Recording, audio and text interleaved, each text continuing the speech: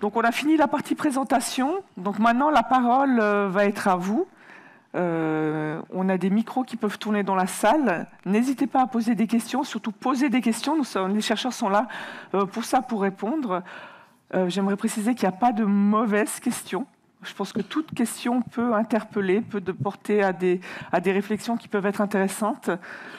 Donc on va faire un mélange un peu de questions dans la salle et de celles que je reçois en ligne. Si vous pouvez montrer les numéros, on va prendre la question numéro 2. Ah. Où ? Alors, vas-y. Vous avez un micro ? Alors on va vous amener un micro. Alors attendez bien d'avoir un micro pour poser les questions, parce que sinon les gens dans la salle entendent mal et surtout les gens qui sont en ligne ne l'entendent pas du tout. Donc on va faire la question numéro 2. Mettez le micro bien proche. Bonjour. Bonjour. Marcel Pouillot, voilà, je suis adhérent France Parkinson à Tarbes, Haute-Pyrénées. La question est la suivante, voilà. Ça fait 20 ans bientôt que je suis atteint de la maladie de Parkinson. Et j'interroge souvent mon neurologue pour lui demander ce qu'il pense de ces articles qui paraissent dans les revues de vulgarisation scientifique et autres publications.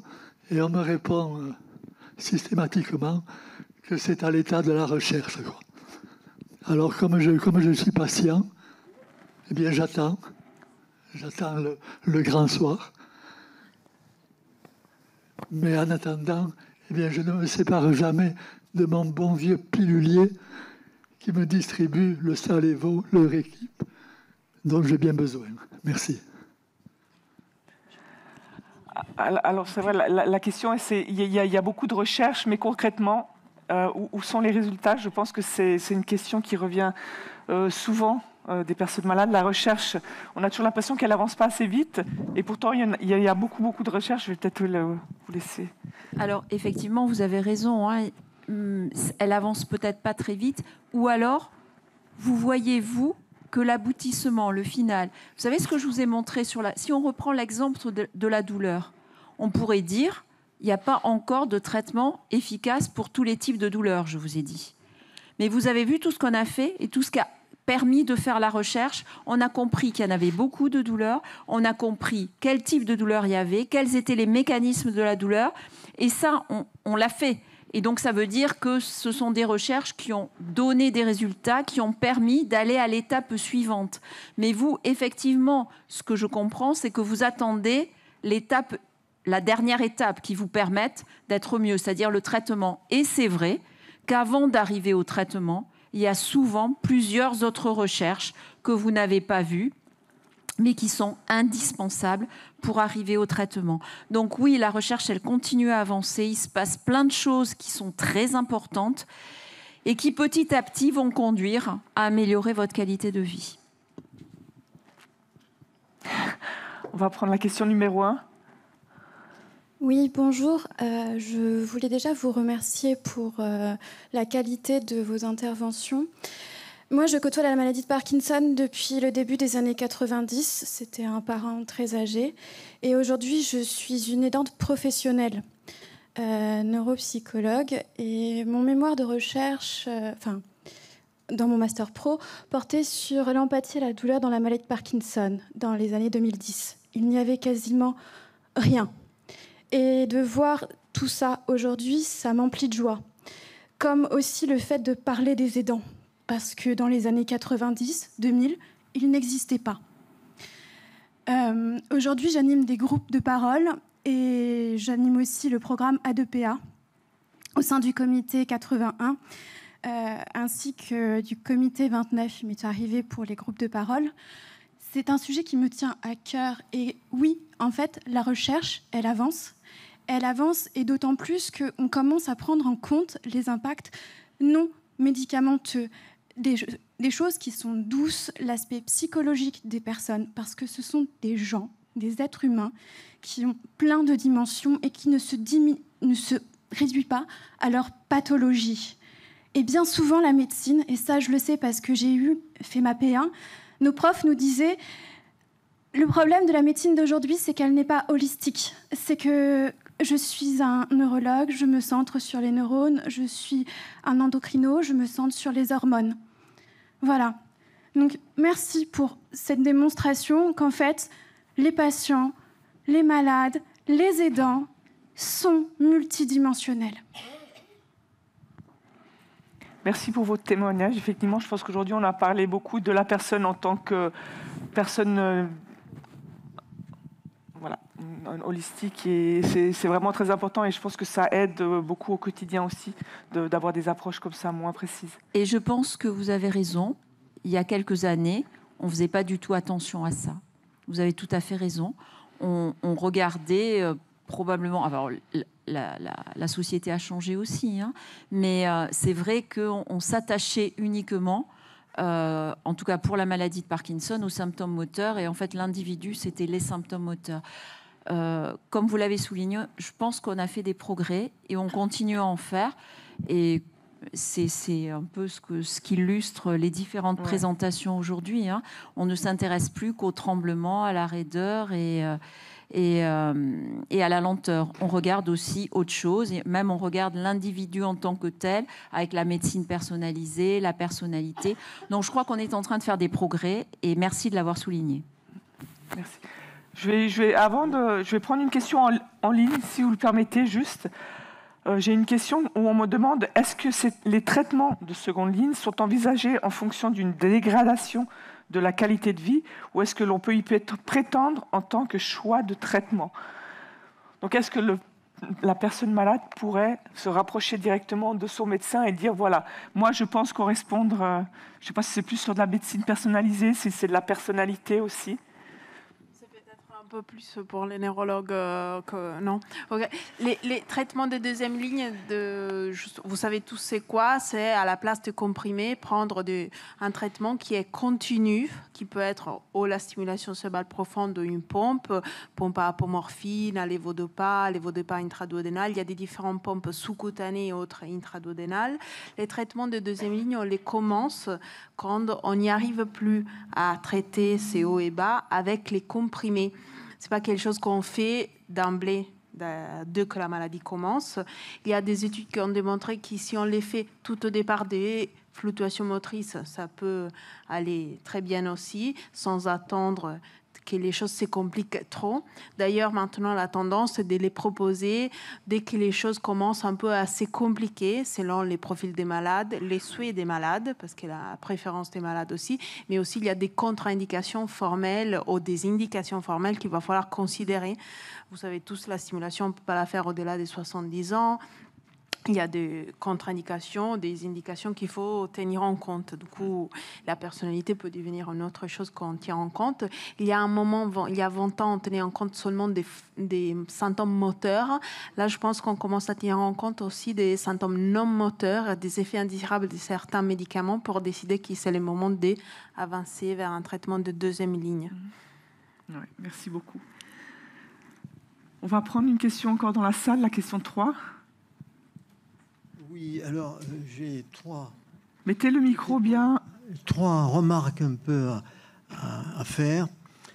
La première concerne les aidants dont vous avez parlé.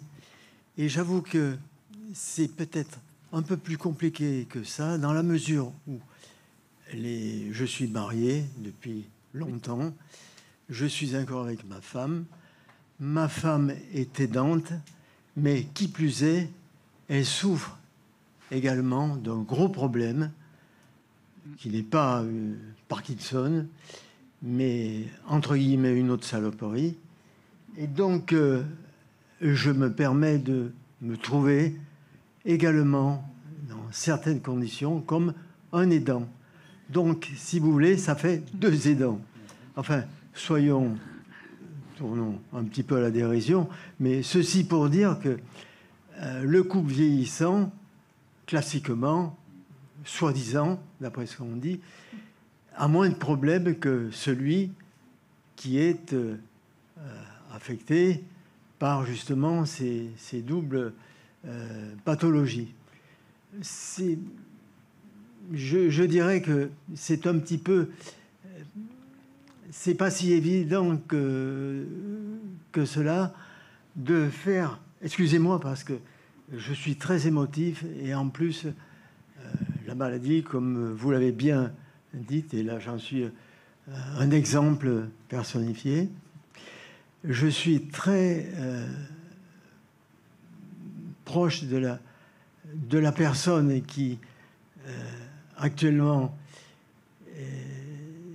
au niveau de l'aidant que je suis, donc je reconnais qu'il y a un double problème, à savoir accepter de ma part le fait que j'ai une pathologie qui n'est pas des moindres, donc que j'accepte moi-même avant de la faire accepter, enfin avant, ce sont des termes, mais qu'elle puisse elle aussi, à côté de moi, non pas en face, parce que là aussi j'ai une autre petite réflexion à faire au niveau de ce que vous avez dit des couples, et lorsque on parlait de fardeau, de charge, qu'est-ce qui a été dit, on s'est marié pour le meilleur ou pour le pire. Ça me gêne beaucoup parce que on a l'impression qu'on a affaire à un devoir et que l'aidant, bien souvent, c'est le devoir d'accompagner son père, sa mère, son conjoint, sa conjointe. C'est pas aussi tranché que cela.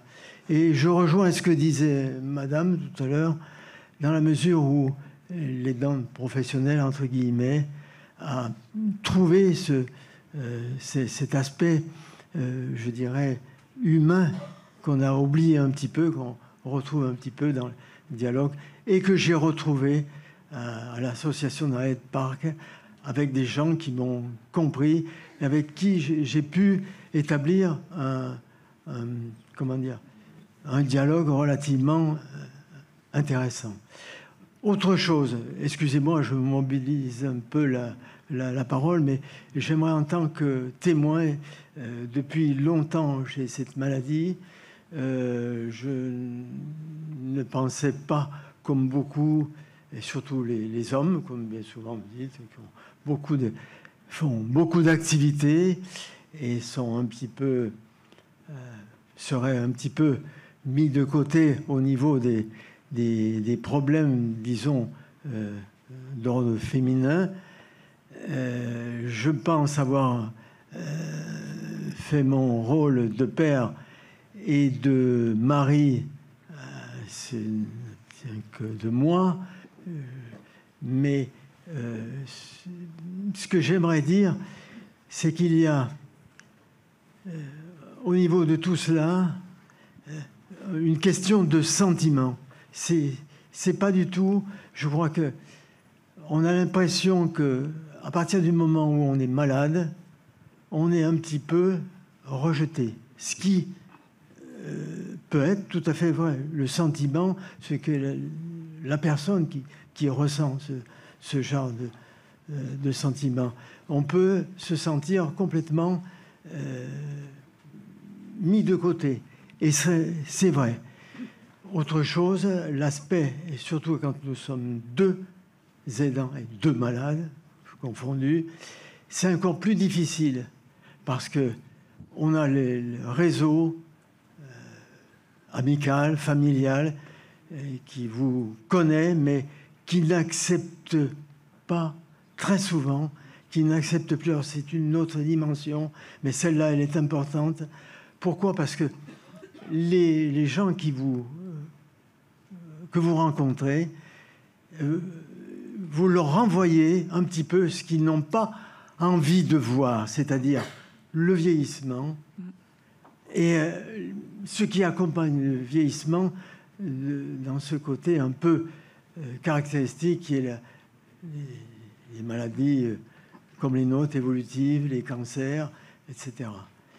Donc, je crois qu'il faut s'arrêter un petit peu à ce niveau-là et peut-être travailler sur cette dimension de voir l'autre d'une autre manière.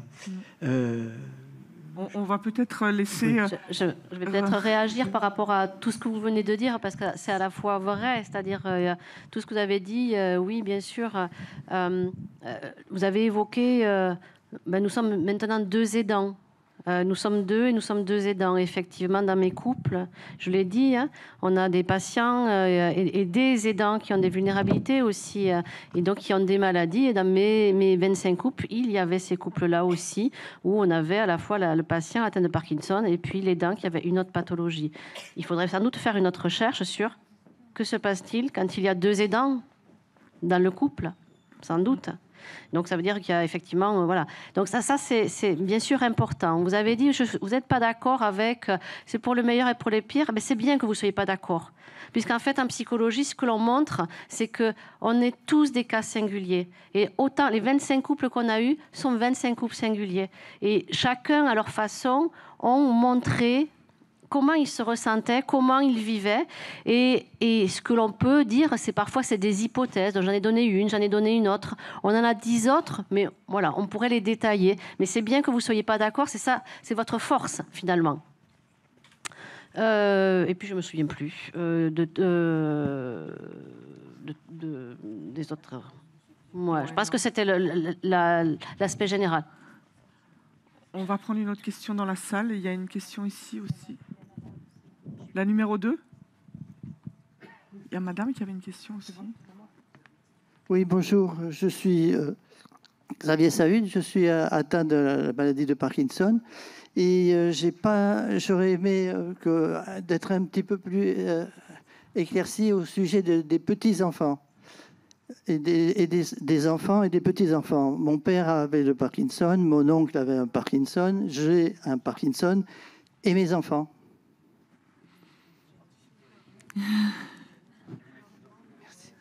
Alors, c'est une question un peu particulière. Vous posez la question de l'hérédité. Alors, il y en a plusieurs. Il y a plusieurs études en cours. Simplement, pour faire très simple, ce que l'on sait, c'est qu'il y a très peu de formes directement héréditaires dans le monde. Il y en a vraiment, c'est une minorité. Par contre, ce que l'on sait également et ce que l'on essaie de plus étudier à l'heure actuelle, c'est que dans la maladie de Parkinson, il y aurait des facteurs de susceptibilité génétique. Ça veut dire qu'il n'y aurait pas réellement de mutation, d'anomalies au niveau des gènes qui se transmettent directement de génération en génération. Ça, c'est très, très rare. Mais par contre, il y aurait peut-être des facteurs favorisants sur le plan génétique qui feraient que peut-être dans certaines familles, il y a un peu plus de personnes atteintes de maladie de Parkinson. Néanmoins, il y a de grandes études à l'heure actuelle. Et il y a une grande étude française qui travaille sur la génétique dans la maladie de Parkinson, qui est d'ailleurs soutenue en partie par l'association France Parkinson. Et donc, on aura certainement, très prochainement, d'importants résultats à communiquer.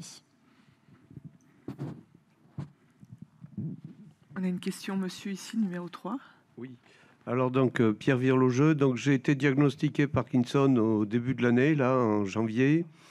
Et alors, je voudrais savoir... Bon, moi, c'est l'inverse de monsieur, là, qui a 2 aidants. Je vis seul. Et donc, au niveau famille... J'ai eu un choc émotionnel assez violent en 2021. J'ai eu ma sœur qui est décédée, qui avait 10 ans de moins que moi. Et donc, je voudrais savoir si ça n'a pas un impact, si ça n'a pas pu être, disons, la goutte d'eau qui a fait déborder le vase et déclencher, s'il n'y avait pas déjà un terrain favorable avant, et si un événement comme ça n'a pas pu provoquer... Voilà. Et alors, une deuxième question par rapport aux aidants. Moi, j'envisage donc là de changer de logement et d'avoir un logement en cohabitation avec un jeune. Donc, soit un jeune étudiant, soit un jeune travailleur, de manière à pouvoir, si jamais ça ne va pas, avoir quelqu'un à côté, quoi.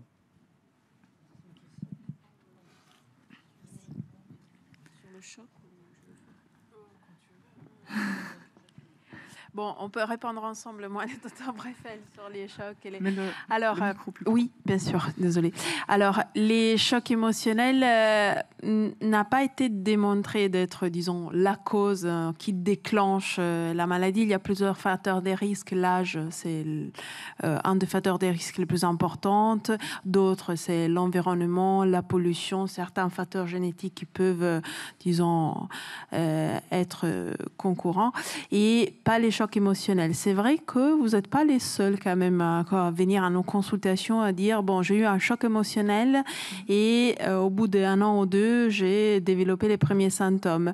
Je pense pas qu'il y a une relation qui déclenche, mais c'est que vous arrivez à rappeler que les premiers symptômes, c'était plutôt relationné à quelque chose qui avait un peu signé votre vie en général. Pour ce qui concerne la colocation, bon, peut-être un psychologue peut répondre, mais je trouve que ce soit pas mal, mais ça dépend après de...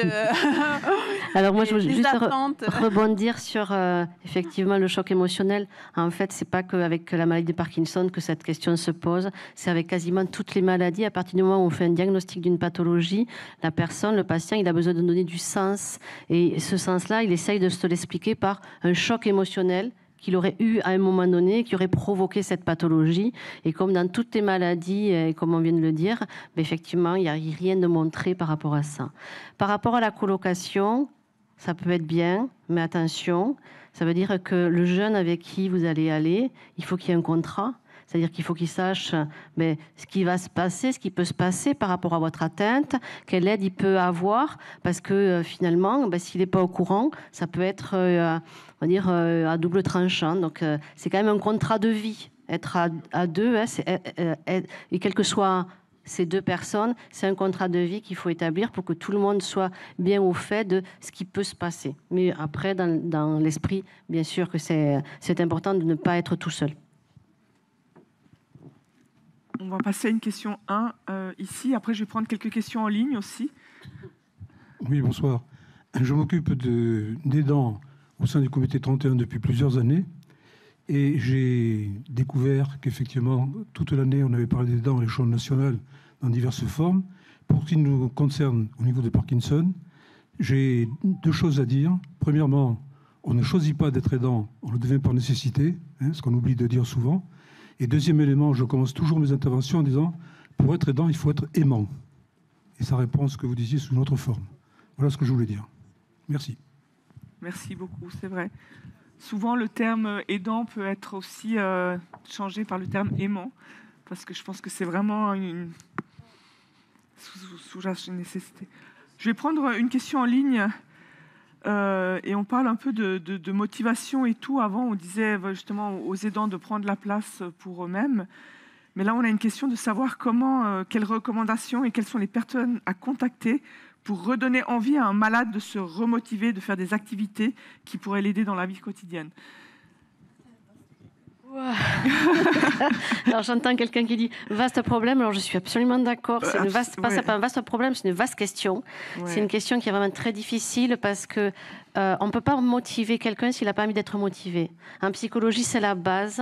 Si la personne ne le veut pas, je pourrais lui donner tout ce que je peux avoir comme ressources, tout ce qu'il peut y avoir. Je pourrais lui faire briller le miroir. Si elle n'a pas envie, elle n'a pas envie.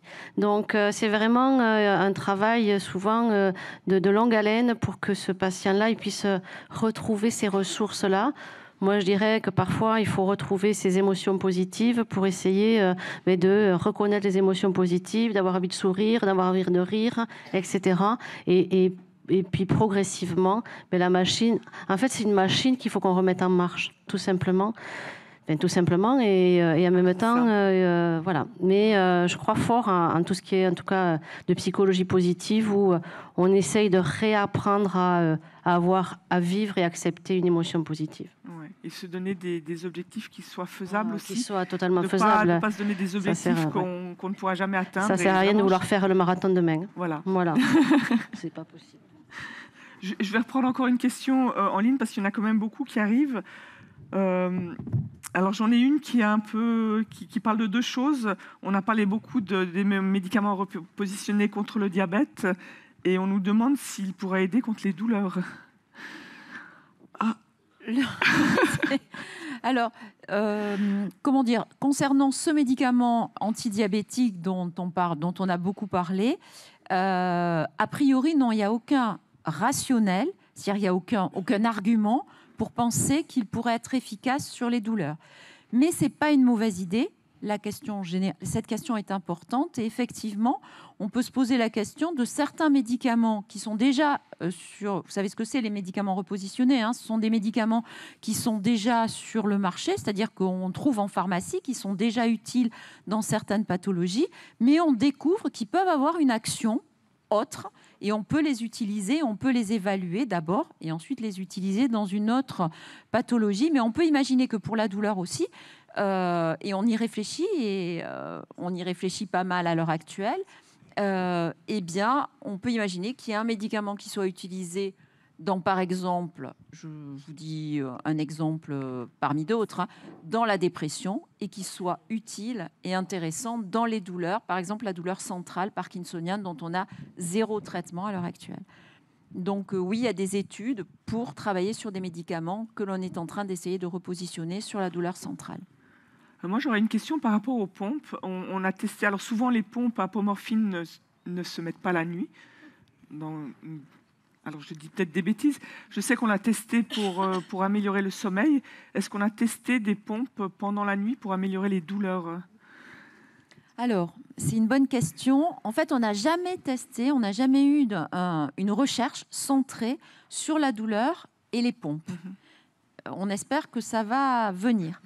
Mais ce que l'on sait quand même, c'est par exemple, on a fait une étude sur la pompe et son effet sur les troubles du sommeil.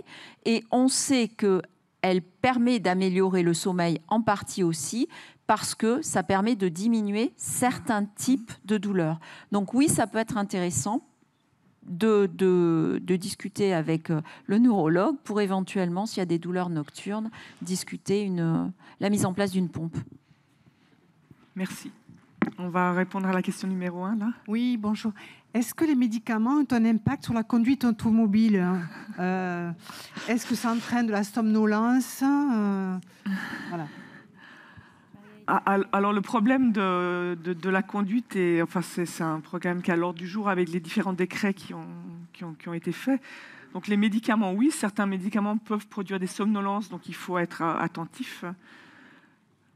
Oui, bien sûr, dans le sens que surtout les dopamines agonistes, comme vous probablement le savez tous, quand je parle de dopamine agonistes, c'est les ropinirol, le pramipexol, les patchs de Nopro. Bon, de toute façon, si les neurologues commencent ces médicaments-là avec vous, ils vous l'expliquent que les premières semaines surtout, on peut avoir les risques d'avoir une somnolence importante ou des attaques de somnolence.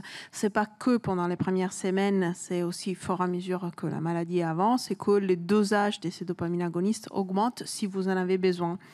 Normalement, ce sont eux ceux qui donnent les plus des somnolences, mais ça peut être aussi la pompe apomorphine et en mesure mineure, beaucoup mineure, aussi d'autres médicaments, notamment la lévodopa. Certains patients sont très somnolentes même avec la lévodopa, mais c'est rarissime par rapport aux dopamines agonistes. Du coup, il faut faire très attention. D'autres sont des médicaments comme les benzodiazépines qui sont utilisés pour, par exemple, la Rivotril, les SAR pour dormir, ou autres médicaments qui peuvent, chez certains malades, induire une somnolence les lendemains. Et alors, il faut faire attention aussi. Attendez. Encore une question. Il faut vraiment avoir le micro pour poser une question parce que sinon, on a encore une question là. Oui, j'aurais voulu savoir s'il y avait des études menées auprès des gens qui sont atteints de Parkinson sur leur métier et sur les causes éventuelles de leur métier quant à la maladie. Alors, il y a des données épidémiologiques. Nous, on s'est toujours dit que ça serait un sondage à faire auprès de tous nos adhérents et de la population pour voir un peu les métiers. Mais il y a des études épidémiologiques qui contrôlent, en fait, on peut dénoncer des endroits où il y a un nombre de malades de Parkinson plus important. C'est des études qui peuvent être montées par Santé publique France, qui peuvent trouver des clusters dans des endroits et donc essayer de comprendre Pourquoi? Si c'est lié à un métier, si c'est lié à une pollution de l'eau, de l'air ou quelque chose. Mais à ma connaissance, je ne sais pas s'il y a des études précises sur des métiers. Sur des métiers, non, mais effectivement, vous savez que les gens qui sont en contact avec certains produits, par exemple comme les agriculteurs, les pesticides, voilà, ou les viticulteurs, donc il y a beaucoup de personnes, agriculteurs ou viticulteurs, qui sont exposés à des produits toxiques, pesticides et autres, et qui développent donc, on le sait, hein, c'est un facteur de risque de survenue de maladie de Parkinson. Et puis il y a également d'autres substances qui pourraient être un facteur de risque de survenue de maladie de Parkinson, comme certains, alors je ne peux pas vous dire le nom de la substance parce que c'est très compliqué, mais que l'on trouve dans des peintures métallisées, voilà, certains solvants, certains métaux lourds qui pourraient être en partie responsable de certaines formes de maladie de Parkinson. Il y a de grosses études à l'heure actuelle, comme le disait Marie, hein.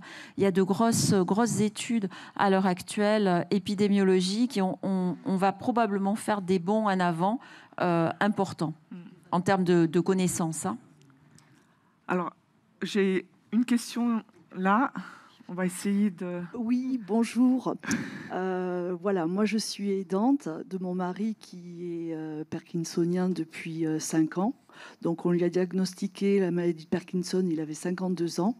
Aujourd'hui, il en a 58. Il a un traitement très très lourd. Depuis le mois de juillet, il a une pompe apoquinon que je lui pose le soir et que je lui enlève tous les matins. Effectivement, il dort beaucoup mieux. Je confirme que la nuit, ça se passe beaucoup mieux. Mais au niveau mobilité, il est toujours... c'est-à-dire, il ne peut pas bouger. Donc, pour se déplacer aux toilettes, pour gérer sa continence, c'est très, très difficile.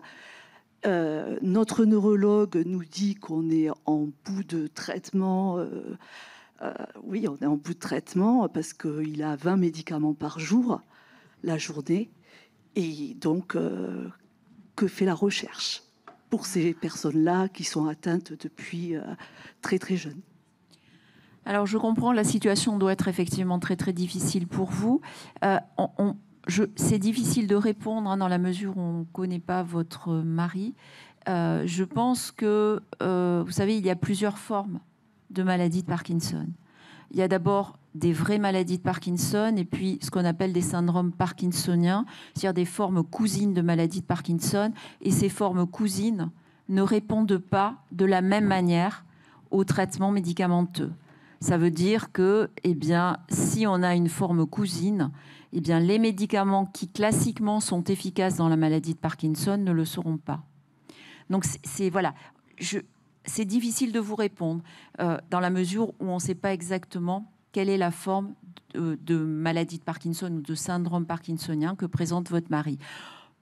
Pour mettre un peu plus d'optimisme dans ma réponse, je vais rajouter que même dans ces formes-là, qui sont des syndromes parkinsoniens, qui répondent moins bien aux médicaments classiques de la maladie de Parkinson, il y a beaucoup de recherches depuis environ 10 à 15 ans, beaucoup, y compris sur les médicaments, avec des médicaments qui sont encore, à l'heure actuelle, hein, en cours d'évaluation, qui sont certains médicaments qui sont de l'immunothérapie, donc des médicaments qui sont très novateurs.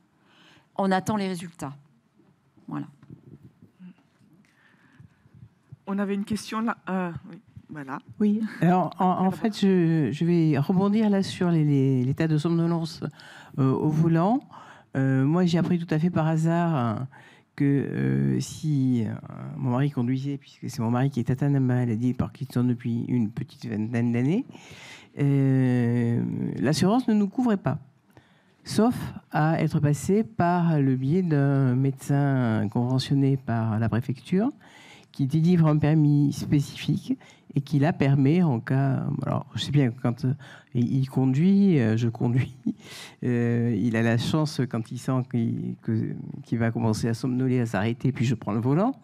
Mais enfin, je trouve intéressant de savoir, moi, personne ne nous l'avait jamais dit, que en cas d'accident, si on n'a pas un permis de conduire conventionné par un médecin de la préfecture, eh bien, les assurances ne nous couvrent plus. Ça, c'est la première chose que je voulais vous dire, c'est juste en réponse. Après, c'était juste un cas particulier. Moi, je suis aidante de mon mari, mais je considère qu'il est aussi mon aidant, puisque moi, ça fait 12 ans que j'ai eu une compression de la moelle épinière et que je marche donc avec 2 béquilles. Et il a été absolument fabuleux, alors qu'il avait déjà la maladie de Parkinson. Il a été, comme vous disiez, pour moi, c'est pas un aidant, c'est un aimant. Et maintenant, quand c'est moi qui suis en difficulté, ça m'arrive quand même, il y a des jours d'être fatigué. Et il y a quelque chose que j'ai remarqué, c'est que ça le stimule. C'est-à-dire que quand c'est moi qui suis fatigué, lui, j'ai l'impression qu'il va mieux. Voilà. Et ça, je trouve ça fabuleux. Voilà. Donc, j'ai presque envie de dire que je souhaite à tout le monde que vous ayez chacun quelque chose pour pouvoir vivre ça. Non, c'est un petit sourire, c'est un petit clin d'œil. Voilà. Merci beaucoup pour ce témoignage, c'est très important, merci. Le numéro 3, au fond. Oui, bonjour. Merci pour vos présentations. Juste pour faire... c'est une simple curiosité. Vous avez parlé d'objets connectés lors d'une de vos présentations. En 2024, aujourd'hui, on sait qu'il y a des diagnostics associés par intelligence artificielle. Il y en a quelques-uns qui ont été faits il n'y a pas si longtemps que ça, qui ont permis de sauver la vie de patients. On en est où à ce niveau-là concernant la maladie de Parkinson? Est-ce qu'il y a des études qui associent l'intelligence artificielle pour accélérer un peu les choses ou pas? Oui. Alors, il y a eu des publications faites l'année dernière, cette année, sur justement les données du montre qui a été mis sur plus que 7000 personnes qui n'avaient pas la maladie, qui a été capable de, c'était fait en Angleterre, ça, qui a été capable de détecter la maladie chez des personnes qu'au départ ne l'avaient pas, effectivement. Après, justement, ces objets-là, ils ne sont pas encore utilisés en dehors de ce qui est la recherche. Et il faut aussi aller réfléchir bien entre nous. Dans une situation où nous n'avons pas encore des médicaments qui préviennent les départs de la maladie, sauf l'exercice physique, qui est celui avec beaucoup plus d'évidence scientifique par rapport à tous les autres médicaments. Je ne sais pas si ça va nous convenir de faire les triages de la population mondiale par rapport à toutes les maladies neurodégénératives. C'est une question éthique qu'on va devoir se poser. Bien sûr, dans les essais cliniques, on cherche des ciblés maintenant, même aussi des populations prodromales. Par exemple, aux États-Unis, il y a actuellement en cours un essai clinique qui cible avec des différents médicaments des patients qui n'ont pas encore la maladie de Parkinson, mais qui ont juste certains facteurs, certains symptômes cliniques prodromales, notamment le trouble du sommeil, la perte de l'odorat, etc. Je pense qu'il va falloir faire un peu attention à faire les triages de la population jusqu'au moment qu'on n'a pas des choses claires à proposer, sauf la diète méditerranéenne, l'exercice physique aérobique et un style de vie. Voilà.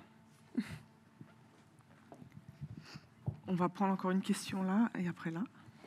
Oui, bonjour, je m'appelle Corinne Belmudez, j'ai la maladie de Parkinson depuis 24 ans. J'ai une question principale sur l'alimentation. Il y a des études dans le monde entier, je pense, sur l'alimentation. En France, qu'est-ce qu'on peut dire? Est-ce qu'il y a eu des études qui ont été engagées et où en est la recherche?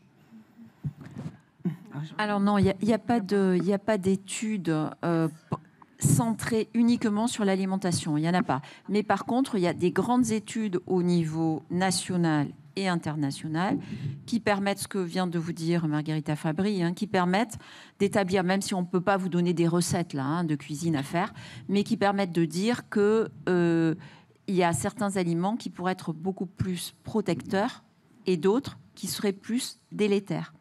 Les aliments qui seraient un peu plus protecteurs, c'est le régime méditerranéen crétois, c'est-à-dire manger des légumes, manger de l'huile d'olive, tout le monde le connaît.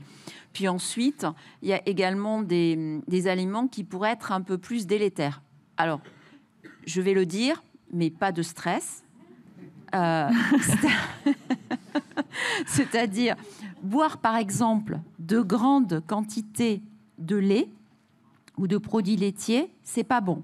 Mais vous pouvez continuer à manger des yaourts et vous pouvez continuer à mettre un peu de lait dans votre café ou dans votre thé. Voilà. Mais voilà, on est en train de découvrir que certains aliments étaient plutôt bons et d'autres plutôt moins bons. Mais on ne peut pas aller au-delà pour l'instant. On va prendre encore 2 ou 3 questions et après on va devoir s'arrêter. Moi aussi, c'est sur l'alimentation que j'allais poser ma question. On dit qu'on travaille énormément sur le microbiote actuellement. Et donc, je trouve que ce serait peut-être bien que les neurologues nous en parlent. Parce que j'ai entendu quelqu'un dire tout à l'heure que le fait de prendre des protéines, un steak par exemple, tout de suite après avoir pris le Modopar, c'est très mauvais. Alors, on n'est pas au courant de ce genre de choses. Donc, est-ce qu'il n'y aurait pas à nous mettre quand même au courant de petites astuces, ou du moins faire attention à ce que l'on prend quand on prend un médicament, ce qu'on mange derrière? Est-ce qu'il faut attendre une demi-heure ou pas? Alors, je vais peut-être rebondir tout de suite dessus. On a sorti un livret nutrition. Oui, je vais regarder. Ça a vraiment été fait à la demande de personnes malades. C'est un livret qui a été fait avec un groupe de travail de personnes malades. Quand il a été débuté, on a demandé qu'est-ce que vous voudriez voir sur un livre sur la nutrition. Et ce qui est sorti, c'est ça. Et en fait, il y a vraiment toute une partie sur les interactions possibles aliments et Modopar en particulier.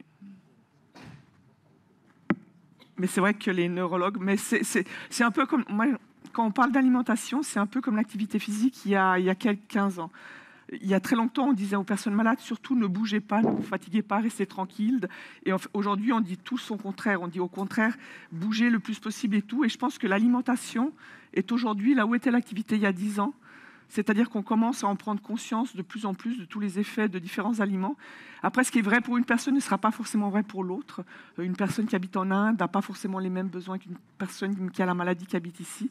Il y a aussi des différences personnelles de microbiote, justement.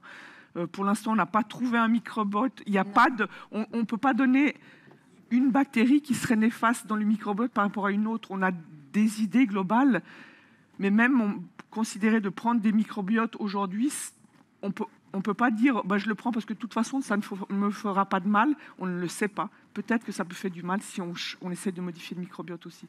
Donc je pense que les études sont vraiment balbutiantes encore. Il n'y a pas de vraie réponse à amener.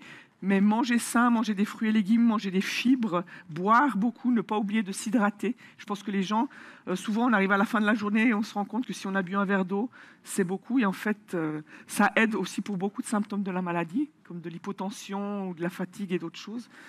Donc voilà, allez voir le livret nutrition, je fais la publicité. On a le temps encore pour une question dans la salle. Au fond, je ne vois pas Magali, je suis désolée. Et puis après, madame, vous aviez une question dès le départ, je pense. Bon, je vais essayer d'aller rapide. Ah oui, alors, s'il vous plaît. Rapide. Alors, pour répondre un petit peu à la question tout à l'heure, est-ce qu'il n'y avait pas une certaine, dans l'apparition de la maladie, il n'y aura pas quelque chose qui peut être de l'ordre de l'inconscient? Et je crois que j'en suis... un exemple témoin, parce que j'ai développé, je m'en suis aperçu par la suite, la maladie après l'annonce du cancer chez ma femme, dans les mois qui ont suivi. Et donc, bon, certainement que ça évoluait depuis longtemps, elle était présente depuis un certain temps, mais elle s'est déclarée, et on l'a bien vu au DATSCAN, qu'il y avait vraiment... Alors, maladie. Monsieur, je suis désolée, je vais être très mal polie, je vais vous interrompre, mais on arrive vraiment au bout de notre présentation là. Donc, si vous pouviez arriver plus rapidement à votre question. Voilà, je voulais dire que certainement il y a un rapport entre l'état psychologique de l'individu, enfin de la personne, à l'annonce d'une maladie chez une personne de la famille. Bon, la deuxième, je vais vite, excusez-moi, je suis un petit peu... Je suis désolée, mais il y a encore une dame qui veut poser une question depuis le début, et je vais devoir vous interrompre. On peut parler ensemble après, si vous le souhaitez. Voilà. Ce que je voulais dire, juste 30 secondes, c'est que par rapport à l'aidant, la marge de manœuvre est difficile.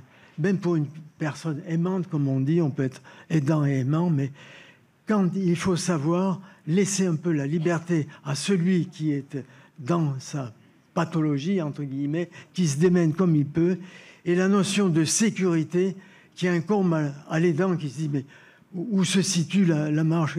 Qu'est-ce que je fais? Est-ce que je n'ai pas, quand on a trois enfants, on se dit on en a un quatrième, c'est son mari, etc. Vous voyez ce que je veux dire? Oui. Ça, je crois qu'il faut l'avoir présent à l'esprit parce que c'est pas évident. Et la troisième, rapidement, c'était le... Non, vraiment, non. Trop long. Merci. Désolée. Madame, vous aviez une question depuis le début? Et ça sera la dernière question. Oui, alors moi, je suis désolée, vous avez beaucoup patienté. C'est plus statistique. Il semble qu'il y ait plus d'hommes impactés. Et je voulais savoir si les symptômes étaient différents entre les hommes et les femmes, ou s'il y avait des nuances. Et sinon, toujours statistiquement, est-ce qu'on voit une évolution vers une population plus jeune qui est impactée, ou est-ce que c'est un biais parce qu'on surveille plus qu'autrefois? Voilà. Et sinon, merci pour cet après-midi. Alors, concernant les hommes et les femmes, effectivement, il y a plus d'hommes atteints de maladie de Parkinson que de femmes. Et sur le plan de la les symptômes cliniques, à ma connaissance, il n'y a pas de différence entre hommes et femmes réellement démontrée. Et votre deuxième... Ah oui, est-ce qu'il y a des gens de plus en plus jeunes? C'était ça. Alors, non, ce n'est pas démontré à l'heure actuelle. Hein, on sait qu'il y a un peu plus... On sait que la fréquence de la maladie de Parkinson, elle augmente à l'heure actuelle. Au niveau international, hein, dans le monde, il y en a un peu plus qu'avant. Mais, alors, c'est vrai que plusieurs personnes nous demandent ou ont l'impression qu'il y a de plus en plus de gens jeunes. Non, à l'heure actuelle, ce n'est pas démontré. Alors voilà, on est arrivé vraiment au bout du temps. J'aimerais remercier les oratrices qui sont venues aujourd'hui. Je pense qu'il y a eu un bon échange. Vraiment, merci. Et je voudrais vous remercier déjà tous, vous, d'être venus aujourd'hui, de vous être déplacés. Je sais que trouver la porte du stade, la bonne porte, n'a pas été facile pour tout le monde et je m'en excuse. Voilà. Le but, c'était vraiment, lors de ces parlons recherche, on essaie vraiment de s'éloigner du milieu universitaire et hospitalier, de trouver des lieux un peu différents. Je crois qu'aujourd'hui, on a trouvé un beau lieu emblématique avec une magnifique vue sur le stade. Je dois évidemment, bien évidemment remercier tous nos comités, notamment le comité de Toulouse, tous nos comités qui travaillent beaucoup sur le terrain pour apporter de l'aide à toutes les personnes malades à travers tout le pays. C'est vraiment important. France Parkinson peut avoir une action au niveau national grâce à plus de 650 bénévoles qui travaillent sur le territoire. Donc c'est vraiment merci à eux pour tout ce qu'ils font au quotidien. Je veux remercier aussi tous les donateurs. France Parkinson ne peut mener ses actions que grâce aux donateurs. On peut financer la recherche grâce aux donateurs. On n'a pas d'argent public, on n'a pas d'argent d'industrie pharmaceutique. Donc merci à tous nos donateurs qui nous permettent de faire tout ce qu'on fait. J'aimerais remercier aussi nos prestataires qui sont tout derrière, qui nous accompagnent depuis 3 ans, qui nous permettent de retransmettre en direct et en fait qui sont tellement professionnels, qui nous permettent vraiment de travailler sereinement et de préparer cet événement en toute tranquillité. Donc merci à eux d'être toujours là à nos côtés. J'aimerais vous dire que vous avez des questionnaires de satisfaction sur vos chaises. Je suis en train de perdre ma voix, excusez-moi. Si vous pouviez nous les compléter et nous les rendre, ça nous permet d'améliorer, de voir ce qui était bien, de voir ce qui était moins bien. Donc on essaye vraiment d'améliorer chaque année notre parlons recherche. J'aimerais vous dire que l'espace découverte sera encore ouvert si vous avez encore l'énergie d'aller voir, de participer, de voir ce qui s'y passe. Il y aura de l'eau, il y aura quelques biscuits aussi, si ça peut vous faire rester plus longtemps.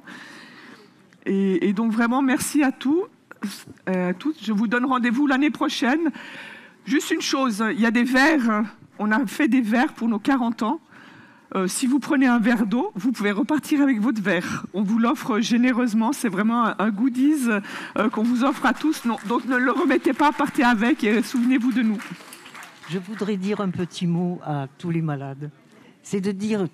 Attendez une seconde, il y a notre délégué du 31 qui souhaiterait dire quelque chose. Je voudrais dire à tous nos malades qu'il ne faut pas qu'ils partent d'espoir. Il faut qu'ils cessent de bâtir des murs pour cacher leurs souffrances. Quand on a la preuve, comme aujourd'hui, que beaucoup construisent des ponts pour nous faciliter la gestion de notre maladie. Merci beaucoup. Merci à vous et merci à tous.